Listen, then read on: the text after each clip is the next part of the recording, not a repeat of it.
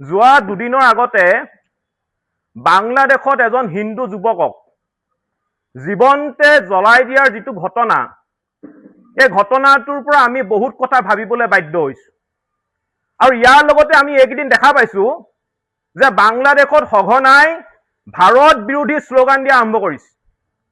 আৰু আটাইতকৈ ডাঙৰ কথাটো হ'ল যে অসমকে ধৰি উত্তৰ পূবৰ আটাইকেইখন ৰাজ্যক বাংলাদেশৰ লগত সামিল কৰিবৰ কাৰণে হুংকাৰ প্ৰদান কৰিছে আৰু ইয়াৰ ওপৰত এক গভীৰ ষড়যন্ত্ৰ চলিছে।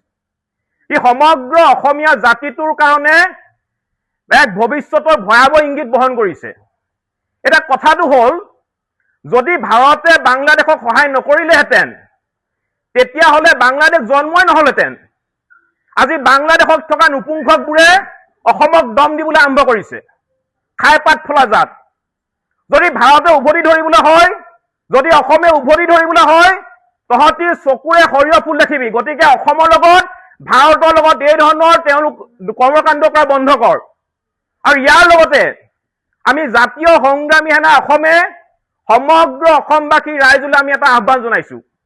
সমগ্ৰ অসমবাসী ৰাইজ সজাগ হওক, কাৰণ নামনি অসমৰ পিছত এতিয়া সমগ্ৰ উজনি অসমত অবৈধ সন্দেহযুক্ত নাগৰিক বাংলাদেশী মিয়াৰ এতিয়া প্ৰব্ৰজন ঘটিছে। পকা মিস্ত্ৰীৰ ৰূপত, আপোনাৰ মাছৰ বেপাৰীৰ ৰূপত, ফেৰীৱালাৰ ৰূপত এতিয়া গাঁৱে ভূঞে সন্দেহযুক্ত নাগৰিকৰ চলাচল আৰম্ভ হৈছে। আৰু ই সমগ্ৰ জাতিটোৰ কাৰণে এটা শংকাৰ বিষয়।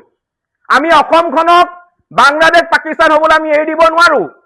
আজিৰ তাৰিখত যদি আমি অসমৰ এই বাংলাদেশী আগ্ৰাসন ৰোধ কৰিব নোৱাৰো, তেতিয়াহ'লে কিন্তু জাতিটোৰ ধ্বংস অনিবাৰ্য।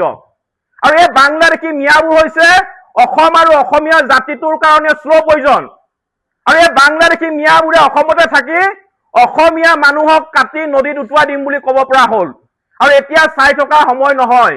এইখন অসম হয়, এখন বাংলাদেশ নহয়। অসমত কেৱল মাত্ৰ অসমীয়া মানুহৰ প্ৰভুত্ব আৰু আধিপত্য থাকিব লাগিব। ইয়াত বাংলাদেশী মিয়াৰো এটাৰো দম ভালি আমি সহ্য নকৰো। গতিকে সমগ্ৰ অসমবাসী ৰাইজক আমি সজাগ হ'বলৈ আহ্বান জনাইছো। আৰু এটা আমি কথা ক'বলৈ বিচাৰিছো যে আজিৰ তাৰিখৰ পৰা সমগ্ৰ অসমবাসী ৰাইজে গাঁৱৰ মূৰত চকু দিয়ক। যদি গাঁৱত কেনেবাকৈ সন্দেহযুক্ত অচিনাকি মানুহ দেখা পায়, সকলোৱে খেদা আৰম্ভ কৰক। গাঁৱত কোনো কাৰণতে সন্দেহযুক্ত অচিনাকি মানুহৰ প্ৰৱেশ সম্পূৰ্ণৰূপে নিষিদ্ধ ঘোষণা কৰক।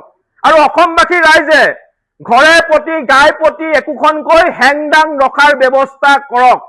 প্ৰতিজন অসমবাসী ৰাইজে ঘৰত একোখনকৈ হেংদাং ৰখাৰ ব্যৱস্থা কৰক। আৰু আমি জাতীয় সংগ্ৰামী সেনা অসমে নতুন বছৰৰ আৰম্ভণি হোৱাৰ লগে লগে এই বাংলাদেশী যিবিলাক মিয়া আছে, এই মিয়া আৱৰ্জনাবিলাকক আমি পুনৰ উজনি অসমৰ পৰা আমি খেদাৰ ব্যৱস্থা কৰিম। গতিকে নতুন বছৰৰ সোমোৱাৰ আগতেই যিসকল